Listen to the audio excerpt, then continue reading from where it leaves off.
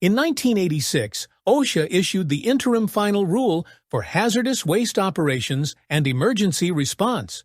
4 years later, this HAZWOPER rule was finalized. It affects workers at hazardous waste treatment storage and disposal facilities. HAZ reduce waste cleanup operations and emergency response operations involving hazardous materials. The purpose of this presentation is to help you understand the HAZWOPER regulation, your rights and responsibilities as a worker in this industry, and how to work safely around hazardous substances. Let's start with a basic question. What makes a substance hazardous? There is no simple answer. We need to look at several sources of information to get a complete definition. In OSHA's Hazard Communication Standard, a hazard is defined as any chemical which is either a physical hazard or a health hazard.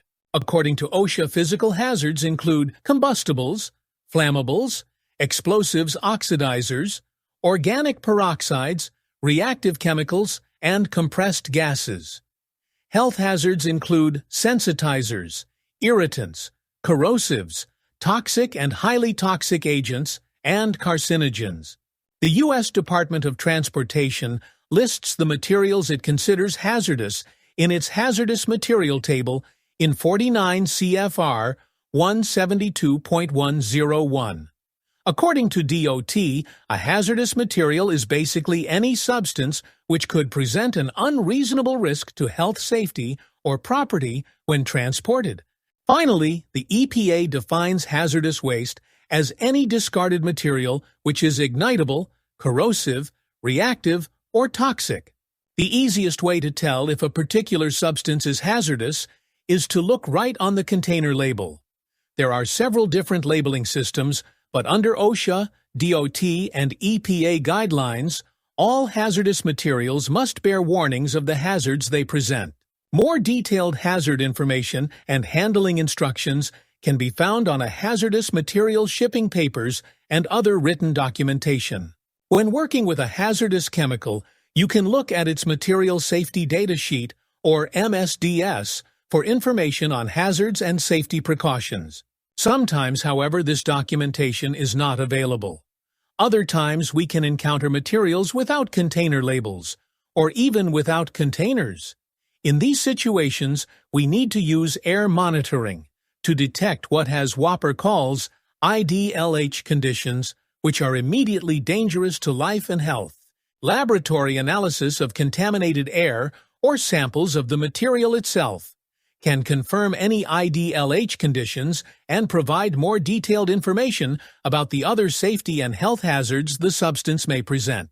Once we are armed with this information, we can determine which controls and practices we need to use to minimize these hazards. This is the goal of the HAZWOPER regulation. In accordance with HAZWOPER, your operation has Site Safety and Health Plan, which is designed to identify, evaluate, and control hazards. This written plan includes information about your operations, organizational structure, safety and health training program, medical surveillance, standard operating procedures, as well as descriptions of the specific tasks being performed on site. Your operation also has a written emergency response plan, which includes instructions on how to report and handle emergencies at your site. The HAZWOPER standard also has specific training requirements for workers who could be exposed to hazardous materials on the job, as well as for their supervisors and managers. This training includes the identification of the specific safety, health, and other hazards on site. It also details the engineering controls, work practices, and personal protective equipment that are needed to combat those hazards. The amount of training you need depends on the type of work you will be doing. If you are involved in the removal of hazardous substances or in other activities that could expose you to these substances, you need a minimum of 40 hours of classroom instruction and no less than 3 days of field training.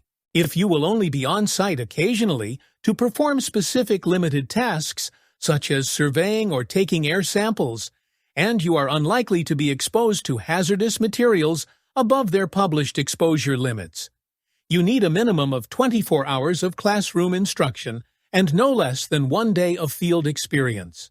The same 24-hour training requirements hold true if you work in areas where exposures are lower than published exposure limits. Respirators aren't necessary. No health hazards are present, and emergencies involving hazardous materials cannot occur. While these guidelines represent the minimum amount of training which is required, you may actually receive more. On the other hand, you may get less training if you already have work experience, academic coursework, or other hazardous materials training, which is equivalent to some of the training required by HAZWOPER. Either way, you would still receive site-specific training about the hazards of your operation before beginning work. All I need to do is turn this valve at the time. At least once a year, you will also receive 8 hours of refresher training. This will be a basic review of your initial HAZWOPER training. It may also include a critique of any recent emergency incidents that illustrate the types of situations you could face. Under HAZWOPER, hazardous waste sites must be evaluated to identify specific hazards and to determine what safety and health control procedures should be used at the site. This begins with a preliminary evaluation to determine what precautions need to be taken in order to do a more thorough site characterization. IDLH conditions are the focus of the preliminary evaluation, along with any other conditions which could cause death or serious illness or injury. These include confined spaces, visible vapor clouds, and potentially flammable or explosive situations. Once these immediate hazards have been dealt with, site characterization can continue. At this stage, all of the potential safety and health hazards will be thoroughly explored and analyzed. The end result of site characterization is the development of a site control program. You're wearing a Level B protection. The Site Control Program is a part of your operation's written safety and health plan. It includes a site map displaying work zones, as well as guidelines for using the buddy system to help prevent exposures. Communications procedures, including how to report emergencies. Standard operating procedures, safe work practices, and sources of medical assistance. Monitoring plays a major role in preliminary evaluation, site characterizations, and ongoing activities at your site. It is the primary means of identifying and measuring levels of hazardous substances, which is vital in determining the controls and practices that should be used at the site. During the preliminary evaluation, the goal of monitoring is to identify conditions which are immediately dangerous to life or health, IDLH. Airborne contaminant levels over a substance published exposure limit and radiation levels over a radioactive materials dose limit. Monitoring is also used to identify other dangerous conditions, such as flammable atmospheres and oxygen-rich or oxygen-deficient environments. Depending on the conditions at your work site, monitoring could be ongoing or just done periodically. Monitoring will continue as long as exposure levels have the potential to rise above published exposure limits. It must also continue if flammable atmospheres or other dangerous conditions could possibly develop. Monitoring will definitely be done whenever a new type of activity new or unidentified substances are involved, or work begins on another part of the site. Situations which present a high risk of exposure to hazardous substances also require monitoring. This includes handling leaking drums or containers, or working in areas with obvious liquid contamination, such as a spill or contaminated water. Since many of our jobs present serious health hazards, HAZWOPER may also require that you participate in your operation's medical surveillance program to help protect you from the effects of exposure to hazardous substances. You will participate in this program if over a 12-month period you spend 30 days or more wearing a respirator or working in an environment where there is the potential for exposure above published limits, whether or not a respirator is worn. Medical surveillance is also required if you are a member of a hazmat emergency response team, or if you ever developed symptoms which could be caused by exposure to hazardous substances. Medical surveillance includes an initial examination prior to starting work. The exam will be used to determine if you have any conditions which might affect your ability to work safely around hazardous substances. It will also provide a baseline for comparison with additional examinations you will have at least once every 24 months. OSHA recommends that these periodic exams be given every 12 months. You will also need to have an examination if you are accidentally exposed to a hazardous substance above its published exposure limits, display symptoms of overexposure, or are injured on the job, even if the injury doesn't involve a hazardous material. Medical examinations will be conducted by or under the supervision of a licensed physician. Medical tests such as X-rays or blood screening may also be a part of the medical surveillance program if the doctor feels they are necessary. Medical exams and tests will be scheduled at a reasonable time and location and will be provided at no cost to you. Best of luck. All right. Thanks on the new job. Based on the results of the medical exams and tests, your doctor will determine if you have any conditions which would put you at increased risk from work involving hazardous waste, or would cause problems if you had to wear a respirator. The doctor will then provide your employer with a written opinion, which will include any limitations on your work activity that the doctor recommends. However, this written opinion will not discuss any medical findings unrelated to your job. These are strictly confidential. Your employer will provide you with a copy of the doctor's written opinion for your own records.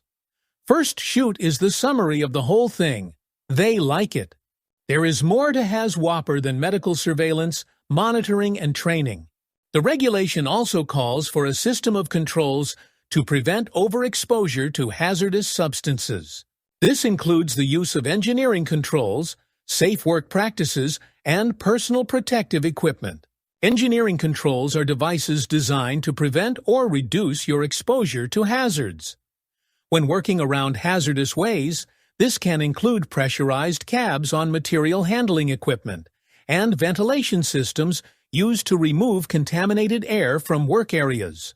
Work practices are policies, procedures, and actions which can reduce or prevent your exposure to hazardous waste.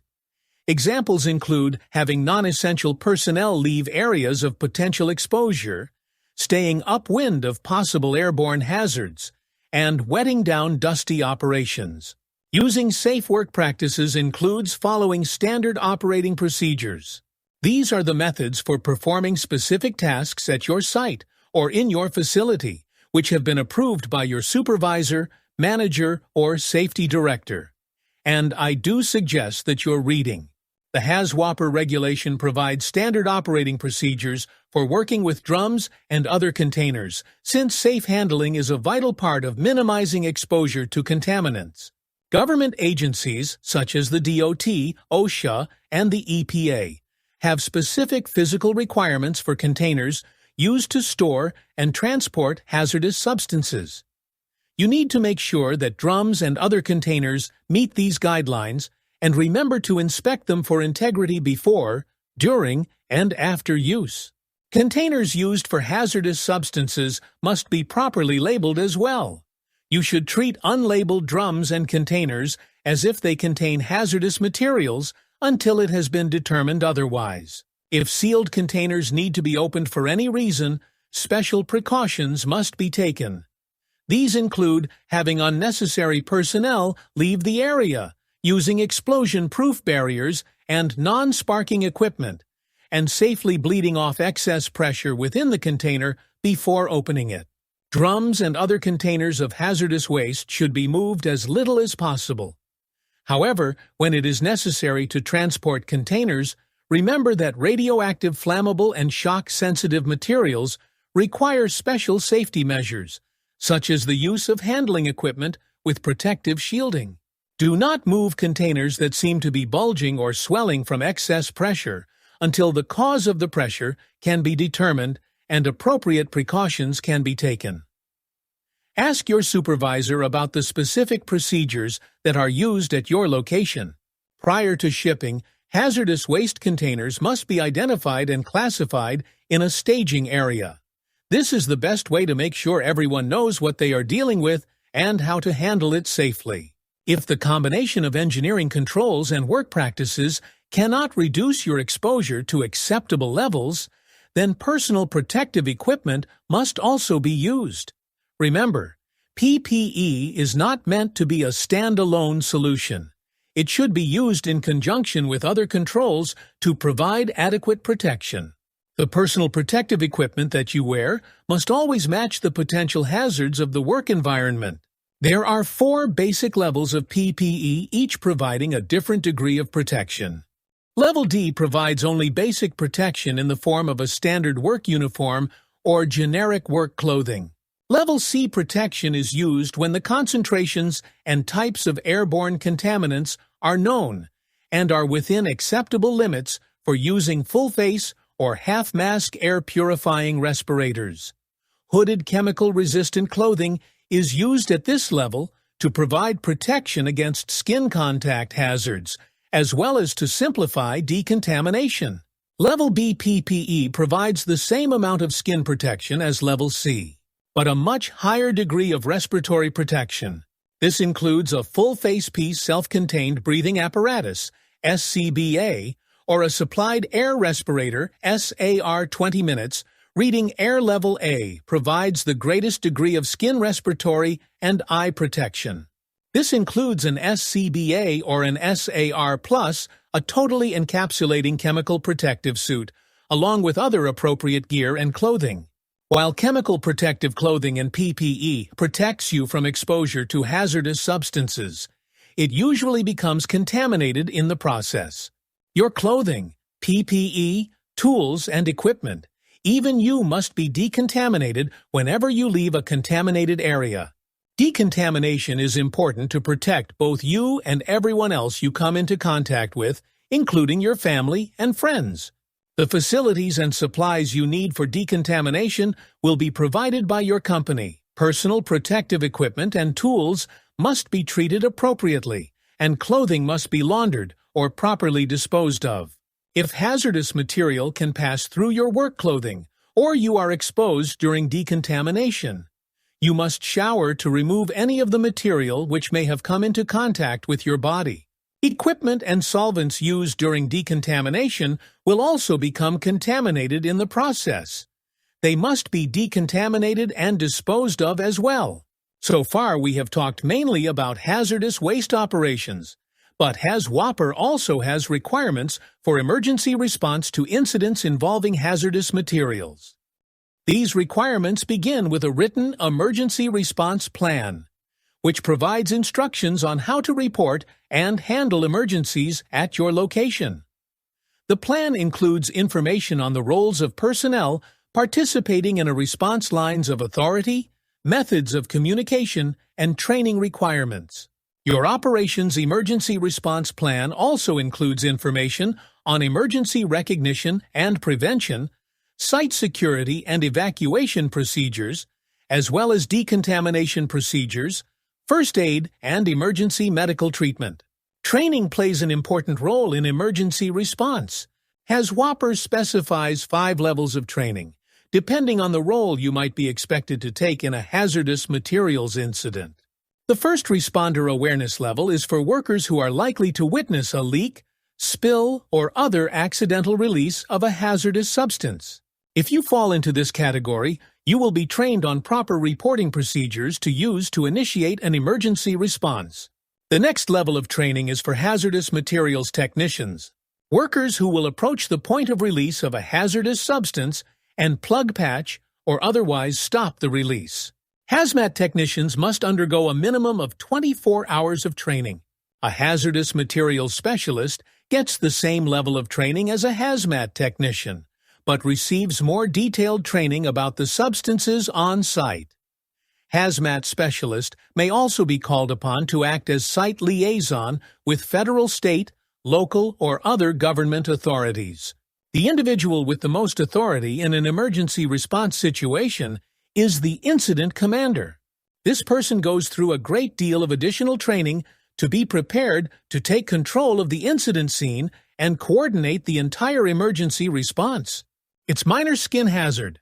No matter which role you take during an incident, it is important to be familiar with your operations emergency response plan. Remember, this written program is the key to determining how to safely handle hazmat incidents at your site or facility. The first thing you need to do is make a contact that there's an instability. Hazardous waste can present immediate dangers to life and health, as well as long-term health problems on Superfund cleanup sites, at hazardous waste treatment, storage, or disposal facilities, and in emergency response situations. That's why OSHA created HAZWOPER, the Hazardous Waste Operations and Emergency Response Regulation, so you can get the information, training, and equipment you need to work safely around hazardous materials.